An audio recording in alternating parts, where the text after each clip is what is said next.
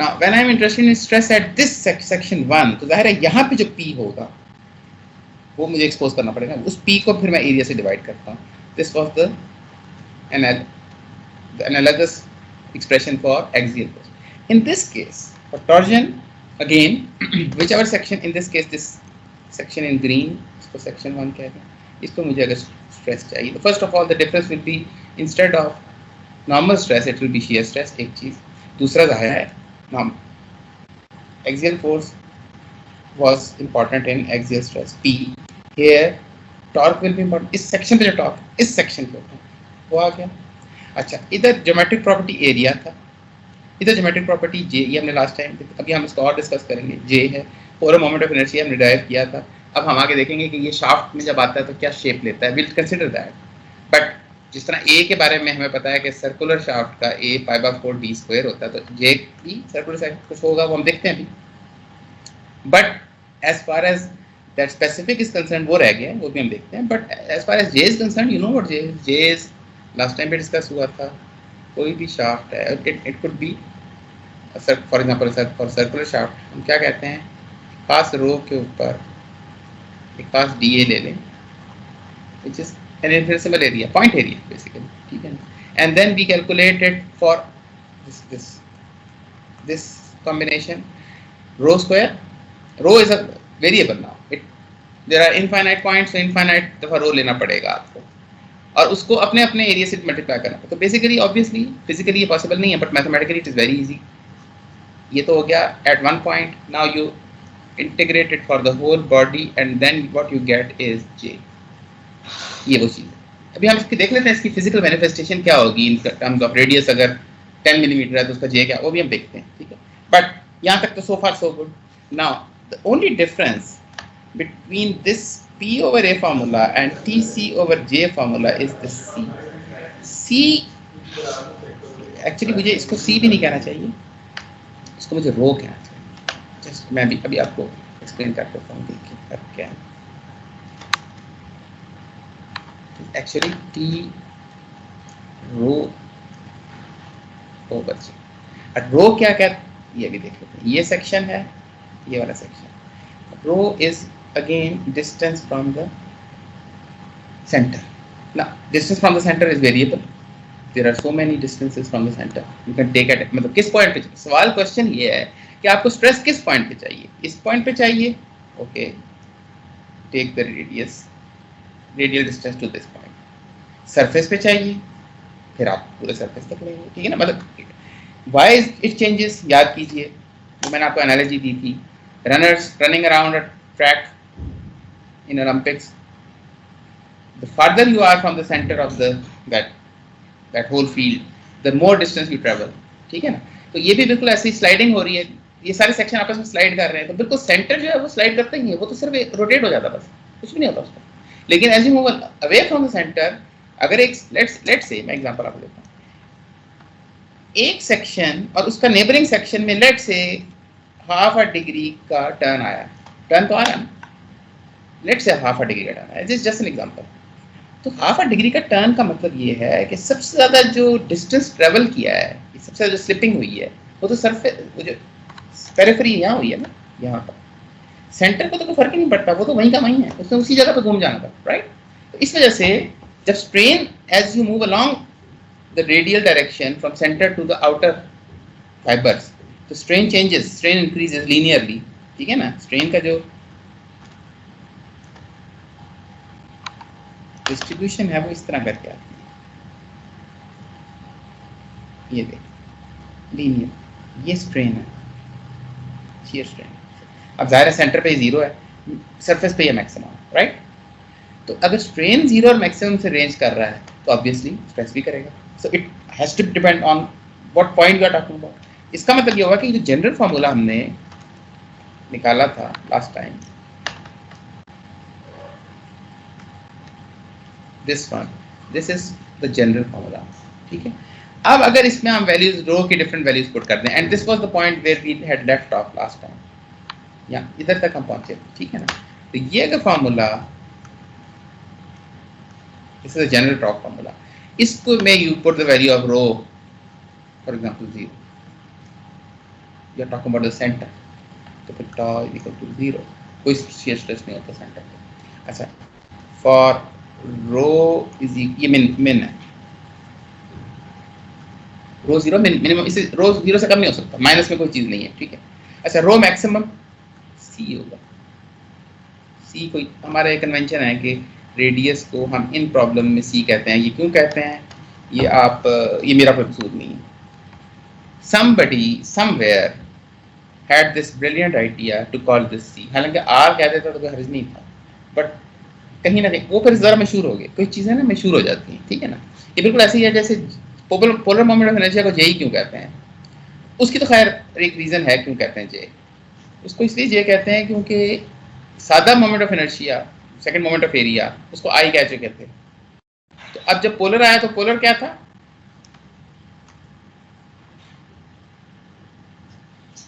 Polar ये वाला है, और जो सादे वाले होते हैं वो मैं ग्रीन में दिखा रहा हूँ, मल्टीप्लाई बाय दिस डिस्टेंस और मल्टीप्लाई बाय दिस डिस्टेंस, ठीक है ना। एक आई एक्स होता है, एक्स एक्स, और एक आई वाई वाई होता है, ठीक है ना।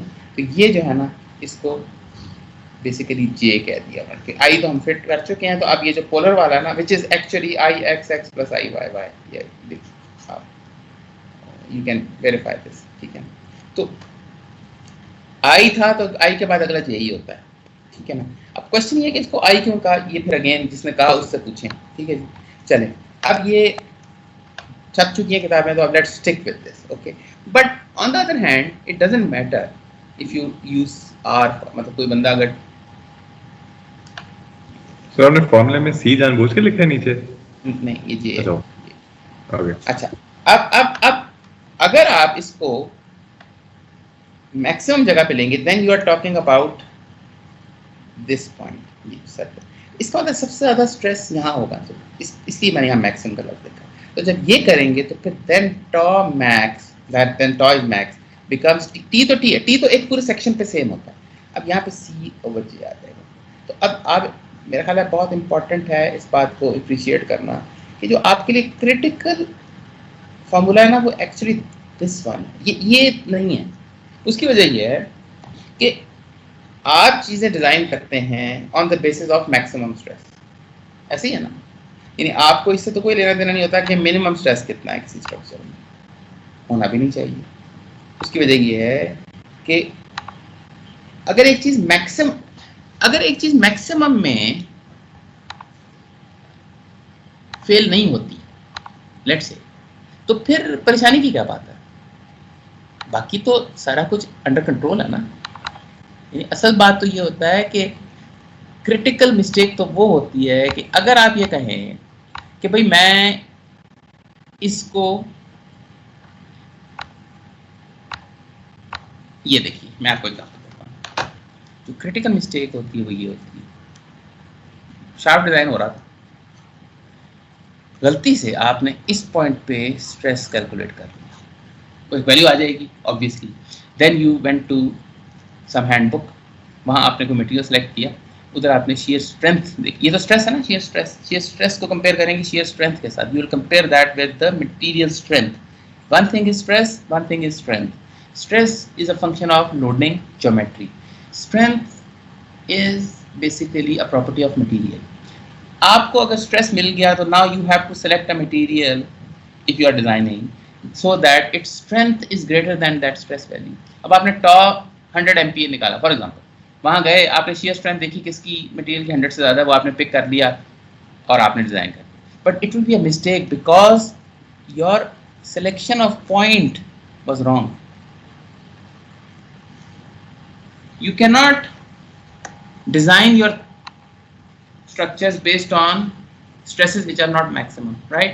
तो आपको बेसिकली पहले तो ये देखना चाहिए ना मैक्सिमम स्ट्रेस हो कितना सकता है, वो तो सरफेस पेरिफेरी पे होगा, पहले तो आप ये सी लें, ये तो then you are now when you calculate your stress using C, then what you get is tau max, not tau, and once you get tau max, then you go and select a material, and if you can find a material like that, it is going to be safe because all other points are obviously even safer. तो जब factor of safety की बात आएगी तो factor of safety आप maximum stress के हिसाब से कैलकुलेट करेंगे, और बाकी पोर्शंस पे फॉर एग्जांपल इस पॉइंट पे यानी कि सर इस पॉइंट से मुराद ये सारे पॉइंट सरफेस के सारे पॉइंट एक ही बात है, because they are equally distant from the centre, ठीक है ना। इस पे जो फैक्टर ऑफ सेफ्टी होगा ना वो मिनिमम होगा, बाकी अंदर इंटीरियर के अंदर फैक्टर ऑफ सेफ्टी बहुत ज्यादा होंगे। तो ये वो वाला केस है जो एक्सियल ऐसे नहीं था, एक्सियल में तो factor of safety was constant on the whole section, एक पॉइंट पे stress is same as all other points on that section. So factor of safety if you selected for example 1.5 then it was 1.5 for all. इसमें क्या होगा 1.5 अगर select करते हैं तो सिर्फ सरफेस पेरिफेरी पे 1.5 होगा, अंदर तो फैक्टर यानी अंदर तो बहुत ही सेफ्टी की तरफ चली जाएगी, ठीक है ना। इस पॉइंट को मैं थोड़ी देर के बाद दोबारा उठाऊंगा, ठीक है, इस पॉइंट में थोड़ी देर के बाद दोबारा उठाऊंगा, but please wait for that point कि अगर स्ट्रेस की जो डिस्ट्रीब्यूशन है, स्ट्रेन की मैंने दिखाई थी, तो स्ट्रेस की डिस्ट्रीब्यूशन भी ऐसे ही होती है, सबसे ज़्यादा ये पेरिफेरी पे होता है और सेंटर में 0 होता है।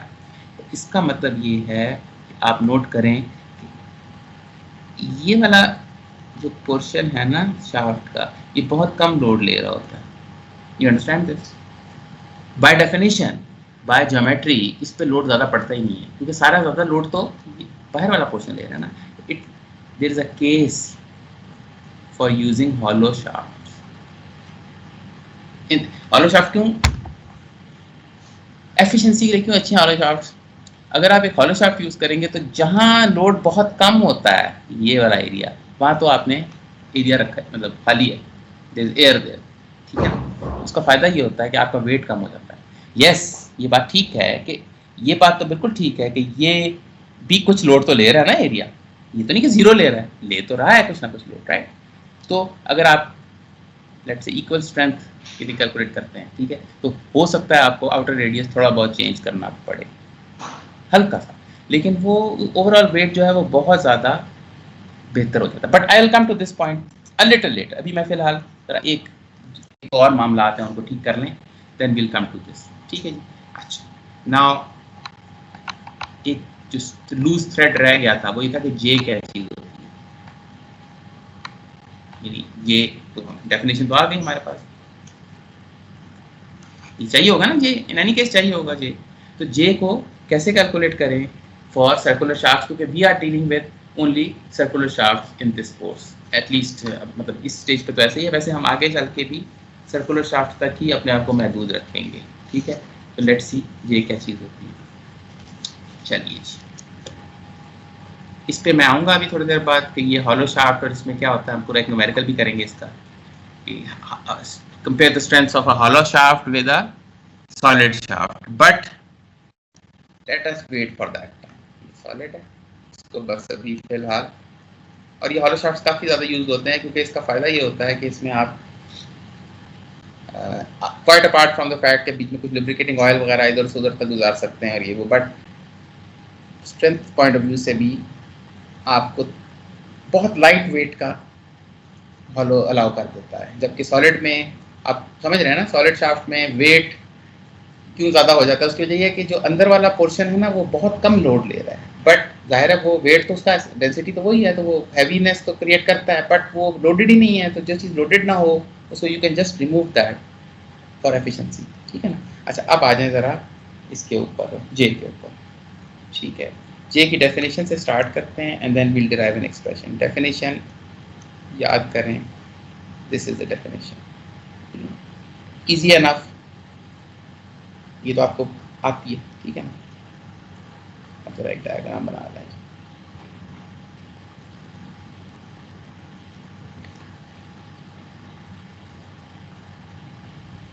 Eight distance rho take an element, ठीक है, और इस एलिमेंट का जो डायमेंशंस होंगी वो मैं भी जरा थोड़ी सी बड़ा करके भी बना देता हूँ। ये at distance rho, this is d row,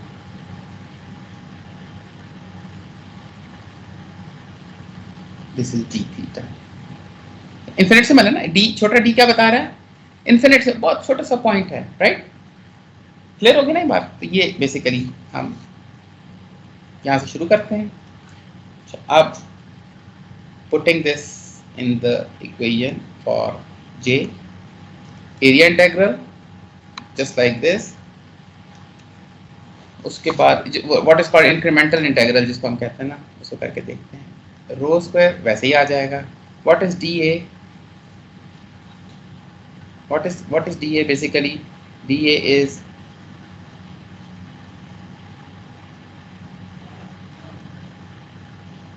okay, just a minute.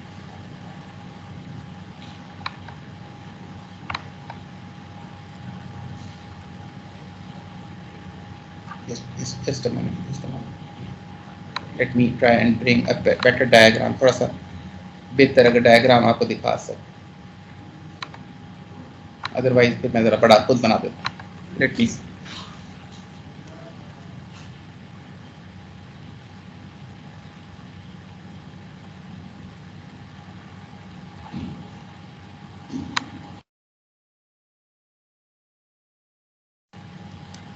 ये देखिए, इसको ऐसे कर लें। लेट मी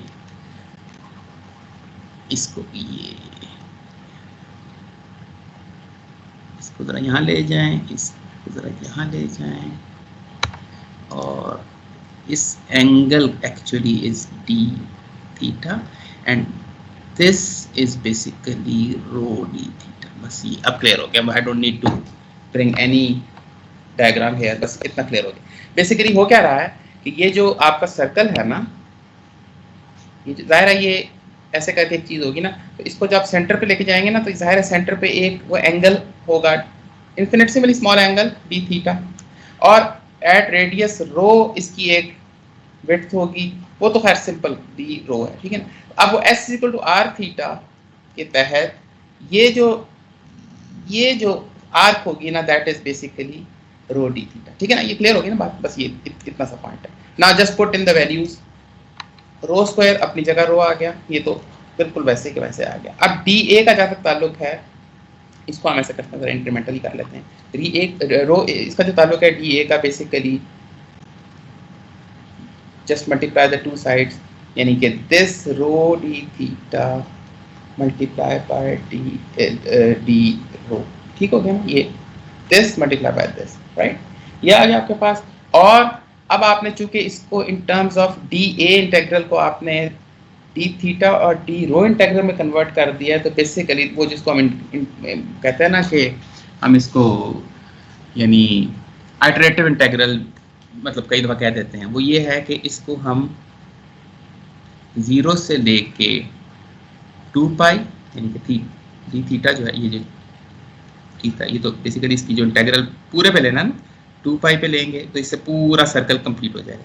और जहाँ तक ताल्लुक है रो का, तो रो जो है वो भी एक, उसको हमने यहाँ से 0 से लेके c तक लेना है, ठीक है ना। तो ये 0 से c, ठीक हो गया ना। ये आपने इंटेग्रल को कन्वर्ट कर दिया from area integral to rho integral and theta integral, ठीक हो गया ना। 2 डायरेक्शन में अलग अलग 2 डायमेंशनल का कर दिया, ठीक है ना।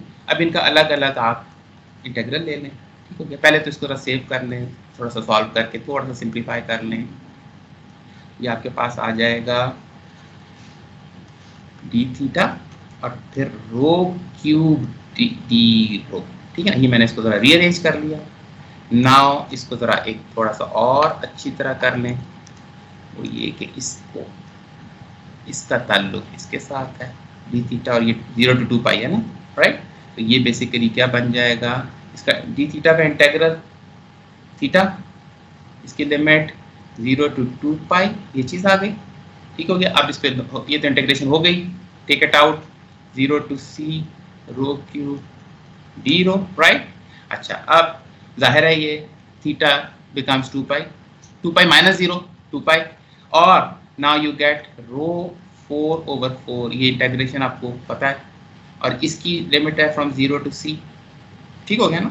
अच्छा, ये हो गया। तो अब now just put in the values and what you get is 2 pi c power 4/4 minus 0, वो तो 0 खत्म हो गया, ठीक हो गया। 2 से कैंसिल आउट हो गया, तो basically pi c 4/2, this is your value for J for a solid shaft, उसमें एक बड़ी इंटरेस्टिंग बात आपको नजर आएगी, वो ये कि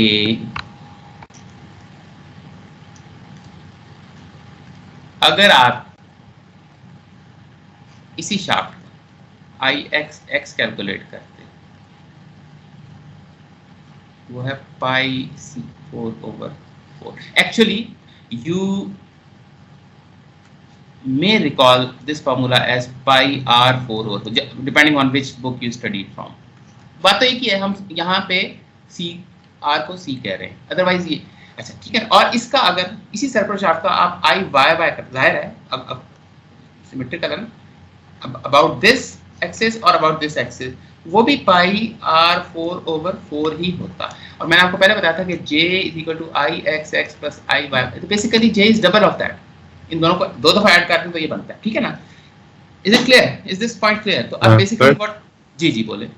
इस तरह अभी हम कर रहे हैं पोलर मोमेंट्स और सेकंड मोमेंट्स, लाइक कर तो रहे हैं, यही बता रही है कैसे करना है, लेकिन ये क्यों कर रहे हैं और ये है क्या, लाइक इस तरह बता देंगे क्यों नॉर्मल टर्म्स।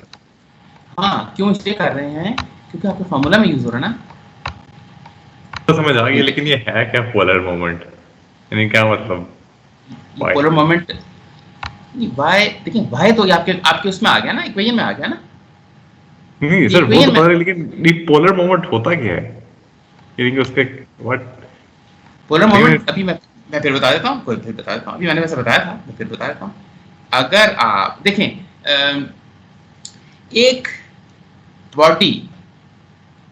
एक बॉडी में मटेरियल कितना डिस्ट्रीब्यूटेड है away from the centre, polar moment ये बताता है बेसिकली। मैं आपको अभी एक्सप्लेन करता हूँ। देखिए, अगर एक ये बॉडी हो और एक ये बॉडी हो, ये दोनों सर्कल हैं, देखने में बिल्कुल सर्कल नहीं लग रहे, आई एम सॉरी, बट ये सर्कल है, मान लें, ठीक है ना? इमेजिनेशन की पावर आप में है, ठीक है ना?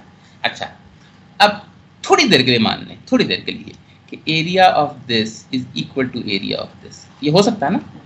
मैं वो ज़ाहिर है बहुत थिन ट्यूब हो जाएगी राइट साइड पे, क्योंकि वो दूर है अवे फ्रॉम, लेकिन एरिया दोनों के बराबर रख सकता हूँ ना, किया जा सकता है। Yes sir. अच्छा, अब सवाल ये है कि टॉ इज TC/J फॉर एग्जांपल, ठीक है? इस फॉर्मूले के तहत विच वन विल हैव, अच्छा टॉर्क हम दोनों में बराबर, टी हम दोनों में बराबर लगा रहे हैं, ज़ाहिर है हम एक ही एप्लीकेशन है ना, गाड़ी का अगर खास एक शाफ्ट यूज करना है फॉर एग्जांपल, तो अब हमें फिक्स होगी, टी फिक्स हो गया, ठीक हो गया।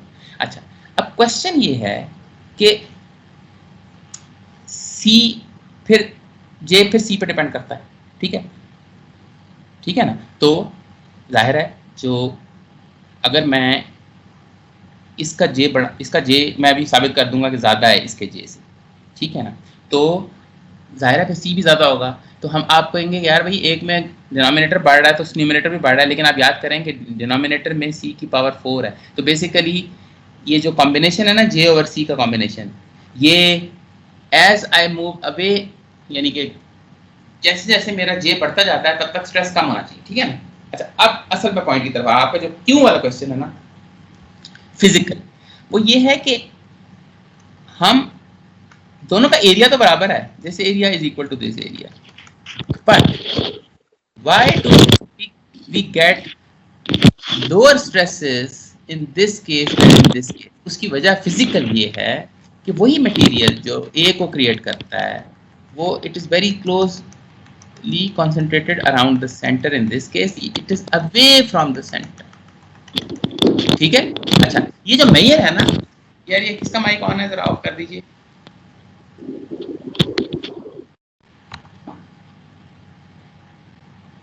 Okay, thank you. ये जो मेजर है ना, हाउ मच मटेरियल, देखें how much material is there in a section, ये तो एरिया से हमें पता चलता है, एरिया से पता चलता है। अगर आपको डेंसिटी पता है तो area, once you get the area, आपको पता है कितना मटेरियल इन्वॉल्व है, एरिया आपको मटेरियल के बारे में बताया था, तो वो तो हमें इस केस में एरिया कुछ नहीं बता रहा, दोनों का मटेरियल यूज्ड मटेरियल से डिफरेंस मैं आपको बताता हूँ क्या है, वो है डिस्ट्रीब्यूशन का। डिस्ट्रीब्यूशन यानी for every point take one point, सिर्फ एक पॉइंट मैं दूंगा, उसके बाद फिर मैं इंटीग्रेट पे चला जाऊंगा। Take one point at a certain rho distance rho, मैं भी आता हूँ उस पे, अभी मैंने चूंकि हॉलो शाफ्ट का कराया नहीं है, बट इस केस में भी ऐसे ही होगा, rho square D A over whole integral, right. अच्छा, अब जब ये ऐसे होगा तो इसमें जो एवरेज रो है ना वो बहुत ज्यादा है as compare to in this case, ठीक है ना। इसमें जाहिर है इसमें लिमिट जो होगी वो इस पूरी रेंज के अंदर होगी ना, जाहिर है ये हॉलो पोर्शन तो आएगा नहीं, ठीक है ना। What is the difference?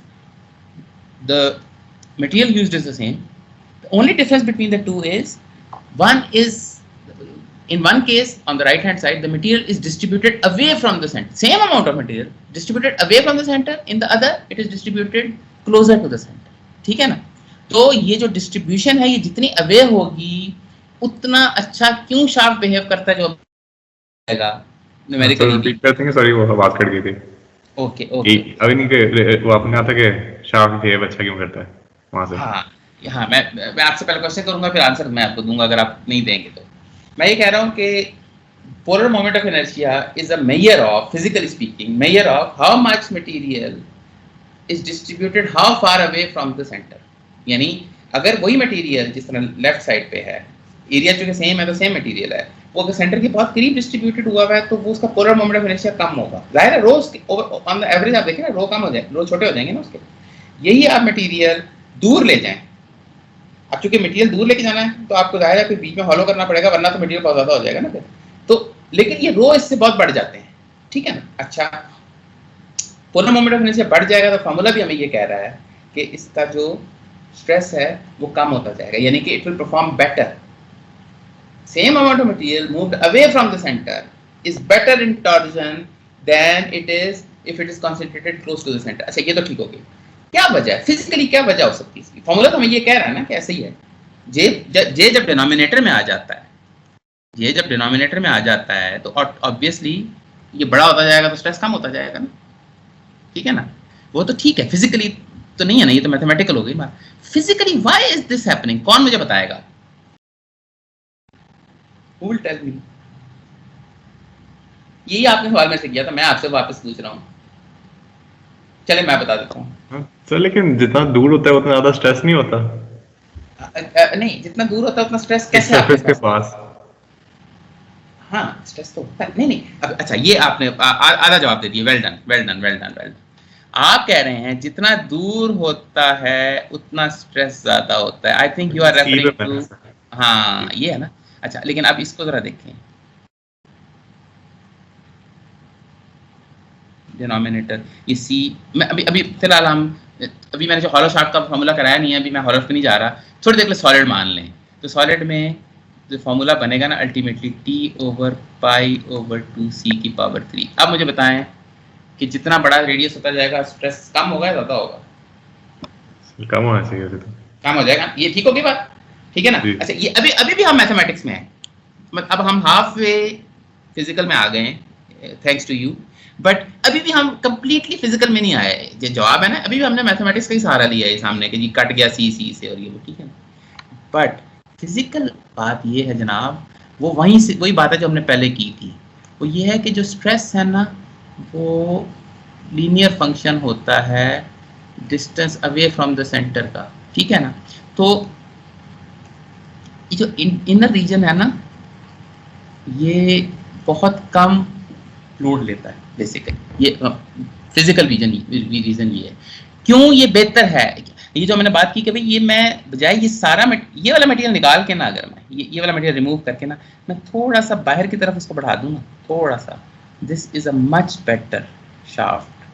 वही मटेरियल है, वही जो मैंने सेंटर से इतना एरिया निकाला ना, वो मैं अगर आउटर पेरिफेरी में एक लेयर भी बढ़ा दूं ना, that is a much better shaft because what happens is you are increasing the polar moment of inertia.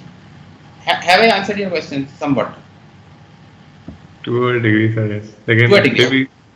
चलें, इसमें तो ये तो देखिए अंडरस्टैंडिंग के जो लेवल्स है ना वो तो बहुत नीचे तक जाते हैं। यानी ये it's a very good point that you have raised कि एक चीज़ होती है ना, हमें समझ आ गई, ये मुझे समझ आ गई बात, ठीक है। हाँ मुझे पता है कॉस 30 क्या होता है, यस मुझे आई अंडरस्टैंड। वैसे cos थीटा की बड़ी डेप्थ है ना, पता नहीं कहाँ जाके कहाँ आप जितना बंदा जितने थ्रेड्स उनको जितने नेटवर्क्स अपने बनाता जाएगा, जितनी मुख्तलिफ एप्लीकेशन में कॉस को देखता जाएगा, तो वो उसका अंडरस्टैंडिंग का लेवल बढ़ता है। तो अभी इंशाल्लाह चूंकि हम ऑलमोस्ट अभी स्टार्ट ही है इसका, तो अभी दरवाजे और खुलेंगे इंशाल्लाह। आप इसी तरह सोचते रहें, इस तरह गौर करते रहें, तो इंशाल्लाह और भी अंडरस्टैंडिंग हो जाएगी। कई दफ़ा इसमें लिमिटेशंस हमारी होती हैं, यानी मुझे एक चीज़ हो सकता है उतनी अच्छी आती ना, ठीक है ना, तो मैं उतना अच्छा आपको बता नहीं सकूंगा। एक ये मेरी लिमिटेशन हो सकती है। अच्छा, एक और लिमिटेशन मेरी ये हो सकती है कि हो सकता है मुझे ये समझ में आई हो बहुत अच्छी बात जो आप पूछ रहे हैं या पूछना चाह रहे हैं, वो सही आपकी ज़ुबान पे भी नहीं आ रहा, मैं भी उसको उतना 100% समझ नहीं रहा कि एक्चुअल क्वेश्चन क्या है। But even if I understand your question and even granting के मैं मुझे पता है उसका बिल्कुल एग्जैक्टली, फिर मुझे उसको एक्सप्लेन करने में भी प्रॉब्लम हो सकती है। होता ना, ये इंसान का हमेशा से कम्युनिकेशन का मसला रहा है कि वो एक बात कहना भी चाहता है और नहीं कह सकता, ठीक है, या कहने के काबिल नहीं होता, उसकी चॉइस ऑफ वर्ड्स नहीं, उतना एलोक्वेंट नहीं होता, राइट। तो ये भी मसले हैं। फिर इसमें इनएक्सपीरियंस भी एक चीज होती है, यानी the moment you will get experience of solving 3 4 5 6 questions, वो एक और तरह की फिर इंट्यूटिव अप्रोच पैदा हो जाती है जो अभी आप इस काबिल नहीं है, यानी जाहिर है वो अभी हम करेंगे, ठीक है। तो but it's a good start, ठीक है, तो कोई ऐसी इशू की बात नहीं है। आई थिंक अगर हमें 50 60 70% कर लिया है तो कोई बात नहीं, आगे चलते हैं, आगे इंशाल्लाह अल्लाह और रास्ते निकालेगा, ठीक है। चलिए, अच्छा अब आप आ जाएं जरा हॉलो शाफ्ट पे। ये तो अभी हमने जे किया ना सॉलिड शाफ्ट का, this was for solid shaft. अब हम जरा आ जाते हैं हॉलो शाफ्ट के। मैं सॉलिड शाफ्ट का एक बार फिर आपको दिखा दूं ताकि आपको ज़हन में रहे। जो भूलेगा उसको याद होना चाहिए कि जो simple moment of inertia eyes होते हैं ना, वो पाई c पावर 4 डिवाइड बाय 4 होते हैं, डिवाइडेड बाय 4। ये डिवाइड बाय 2 इट मींस कि उसका डबल होता है। बस ये याद रखिए, j is double of i, i के बाद j आता है तो j i से बड़ा होता है, बस, ठीक है ना, ये अगर याद रखना है, ठीक हो गया। अच्छा, अब आ जाए हॉलो शाफ्ट। हॉलो शाफ्ट भी तो कैलकुलेट करना पड़ सकता है। अभी हमने काफ़ी हद तक डिस्कशन हॉलो शाफ्ट की कर ली है। वैसे हॉलो शाफ्ट का ये सिचुएशन होगी, ठीक है ना। तो हॉलो शाफ्ट एक ये वाला है, एक इसका ये इनर रेडियस होगा और एक इसका out, again we will call radius as c not r, बस मान लें, ठीक है। अच्छा, अगर ये होगा तो ये जो इनर वाला है इसके लिए मैं यही अप्रोच अगर यूज करूं, अब मैं उस तरह डायरेक्ट इंटीग्रेशन से ही आ रहा है, इंटीग्रेशन एक बार कर ली बस बहुत है, ठीक है। इनर थोड़ी देर के लिए आउटर शाफ्ट को भूल जाएं, तो जे इनर जो होगा वो आ जाएगा पाई सी आई 4/2, ऐसे है ना। और अगर मैं आउटर शाफ्ट पे यही वाला अप्रोच, थोड़ी देर के लिए इनर को भूल जाएं, यही जे मैं आउटर कैलकुलेट कर लूं तो पाई सी आउटर 4/2 आ जाएगा, ठीक है ना। ये भी ये ज्योमेट्रिक चीज है, इसमें आप ये ना सोचें कि ये इनर तो है ही कुछ नहीं, वो तो हवा है उसमें, तो नहीं, एक सर्कल लगा है ना, एक सर्कल का जे कैलकुलेट हो सकता है, राइट। अभी आप फिर मैथमेटिकली देखिए इसको। अच्छा, अब मुझे चाहिए, अब आप फिजिकल पे आ जाएं। एक्चुअल शाफ्ट तो ग्रीन में शो कर रहा हूँ, बीच में हवा तो नहीं है शाफ्ट में, राइट। तो सिंपल जो जे हॉलो शाफ्ट होगा वो दिस आउटर माइनस इनर होगा, जाहिर है उसमें से वो निकाल दें, ठीक है ना। तो ये मैं जरा इंट्यूटिव अप्रोच कर लिए, मैं मैथमेटिकली नहीं आया, मैथमेटिकली आपको इंटीग्रेशन एक कर दी ना, तो दैट्स इट। अब आप आ जाए इसके ऊपर, तो ये आपके पास I think no marks for guessing that the answer in this case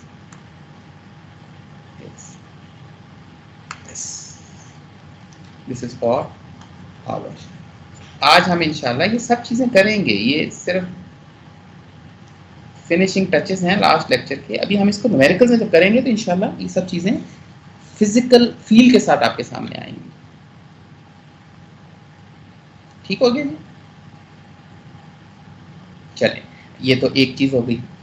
अब आप आ जाएं ज़रा एक और पॉइंट के ऊपर, and that is probably the last thing, major thing which we are going to do before numericals. हाँ, कुछ आपके क्वेश्चन आंसर दूंगा, हाँ कुछ छोटी मोटी चीज़ें, छोटे मोटे लूज एंड्स हैं उनको क्लियर करेंगे, कुछ चीज़ें इंपॉर्टेंट भी हैं but those are not as important as this one जो अब आ रही है, ठीक है जी। इसके मुझे 5 मिनट 4 मिनट और दे दें, बल्कि 2 मिनट इंशाल्लाह हो जाएगा। उसके लिए भी थोड़ी सी मुझे तमीद बांधनी पड़ेगी। एक्सियल प्रॉब्लम्स, ये बार बार मैं आपको बोर करने की हद तक बार बार एक्सियल में लेके जाता हूँ। अभी तो आप शुगर करें, सिर्फ हमने एक्सियल किया है, तो मैं सिर्फ टॉर्जन कराते हुए एक्सियल में लेके जा रहा हूँ। ये टॉर्जन कंप्लीट होने दें, मैं इसके बाद बेंडिंग में आने लगा हूँ नेक्स्ट। जब भी तो बेंडिंग होगी ना, तो मैं आपको एक्सियल भी याद कराया करूँगा और टॉर्जन भी याद कराया करूँगा, ठीक। तो now this situation is better. अभी आपका बस हम सिर्फ एक चीज़ में बोर हो रहे हैं, ठीक है।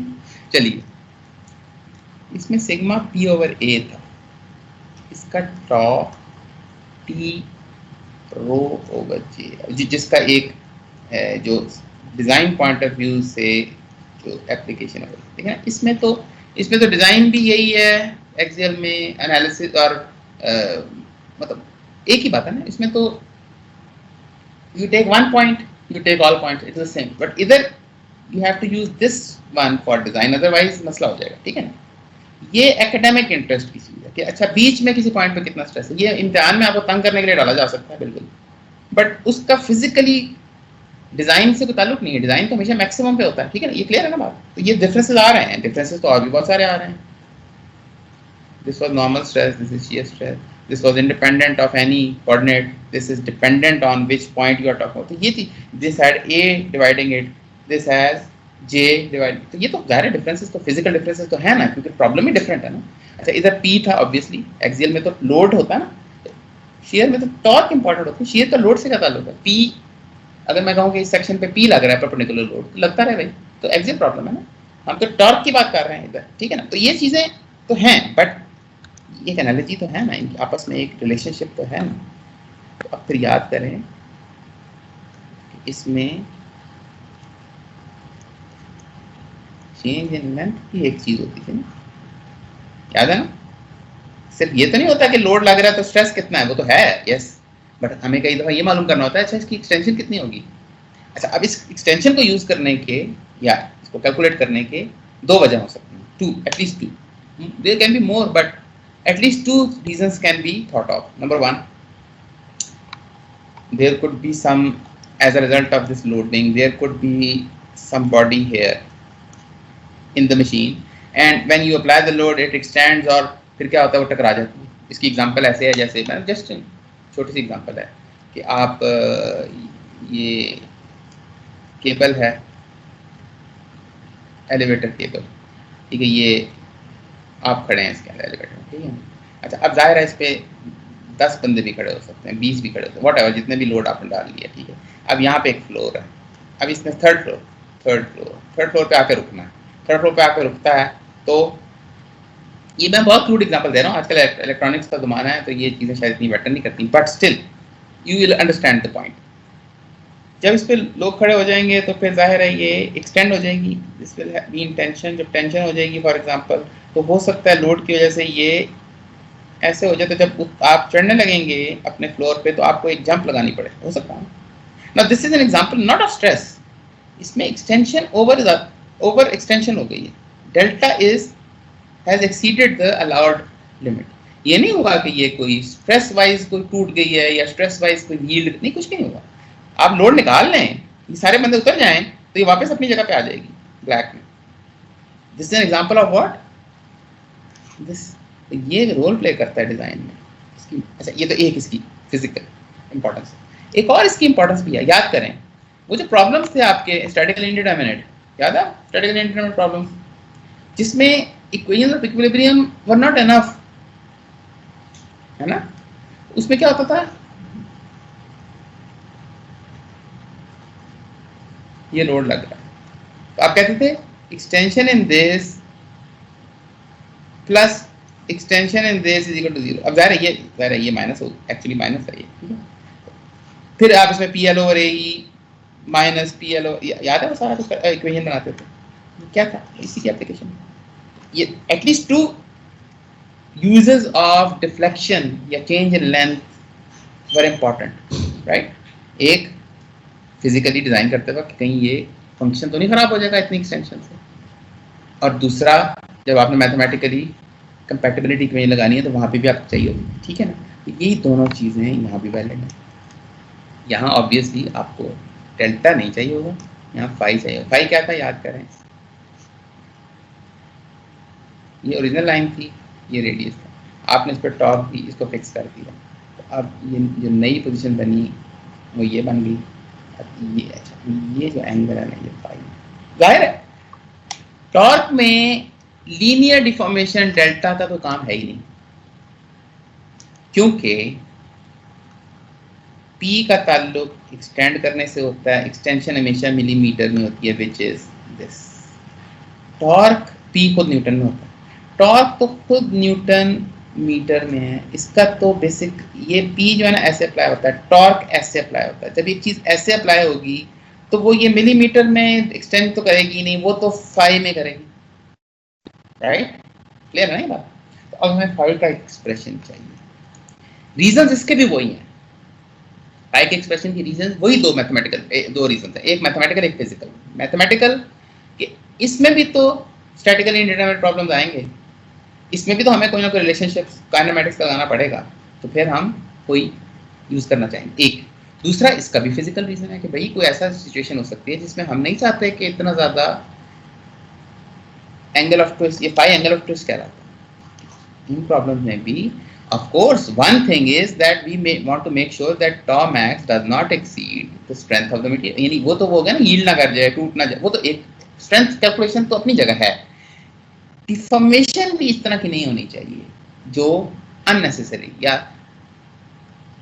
एक्सेसिव, ठीक है ना? तो ये दोनों रीजन यहाँ पे भी वैलिड है, ठीक है ना? तो हमें इसको देखना पड़ेगा ना कि ये कैसे कैलकुलेट करना। तो इसका भी इस तरह का कोई एक्सप्रेशन चाहिए मुझे इन टर्म्स ऑफ लोडिंग, ठीक है?